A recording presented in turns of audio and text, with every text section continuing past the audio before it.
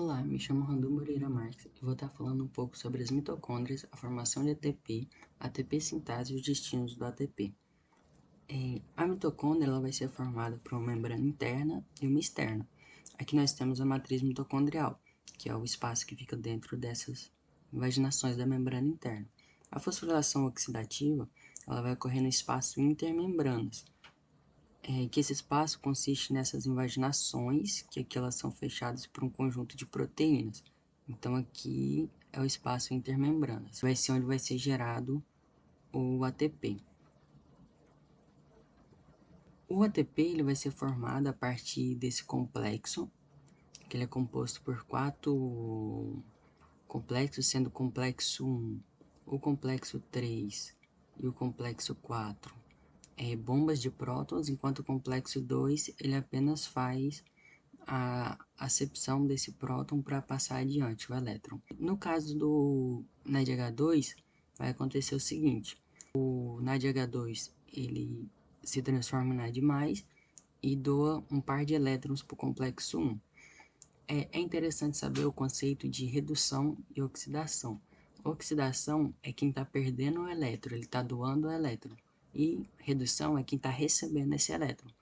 Então, o complexo 1 reduzido, ele bombeia 4 H+, 4 prótons, e esse é a coenzima que então pega esse elétron e se reduz. Então, oxida para o complexo 3, que bombeia mais 4 H+. O complexo 3, ele oxida no citocromo C, que vai reduzir o complexo 4, que vai receber ele e vai bombear mais 2H+. E, ao mesmo tempo, esse elétron ele vai ser utilizado para fazer essa reação, a formação de água. Esses prótons que ficam aqui, eles vão ser utilizados depois na formação de ATP por meio dessa enzima aqui, que é a ATP sintase. No caso do FADH2, vai acontecer o seguinte: o par de elétron ele chega no complexo 2, passa para a coenzima aqui, passa para o complexo 3, para o complexo 4, por meio do intermédio do citocromo C. Então, no caso do NAD, se bombeia 10 prótons de hidrogênio, mas no caso do FAD só se bombeia 2. Para formar um ATP é necessário de 4H+.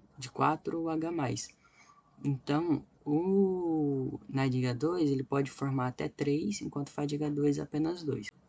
Quando chega na ATP sintase, a reação de ADP mais PI para formar ATP vai ser catalisada por meio da força quimiosmótica.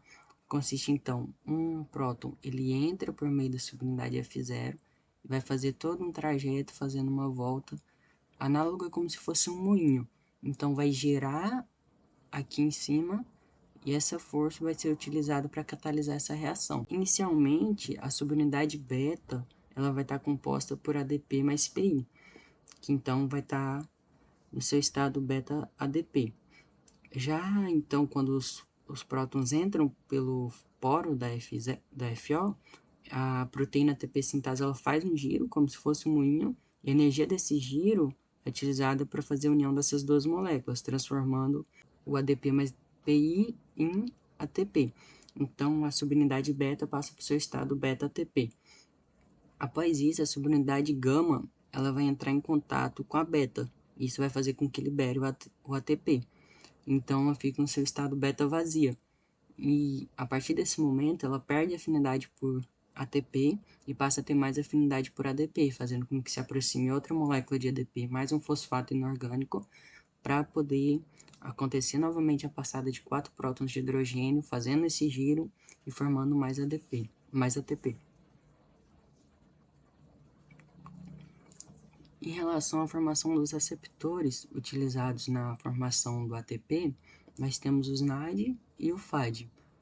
Um dos principais lugares onde é formado o NAD e o FAD é no ciclo de Krebs, onde se tem a formação do NAD na transformação do isocitrato a alfa-cetoglutarato, bem como da alfa-cetoglutarato para o succinil-CoA e do malato para o oxalacetato. Também vamos ter a formação de FADH2 na transformação do succinato para o fumarato.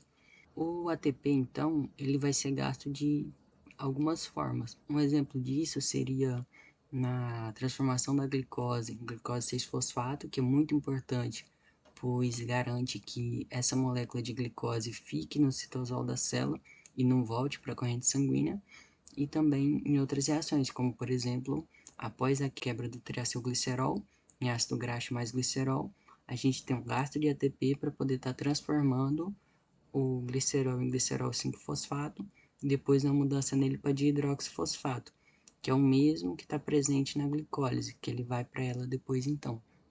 E aqui nós temos outro exemplo de uma formação de um aceptor de elétrons, aceptor de hidrogênio. E é isso, muito obrigado.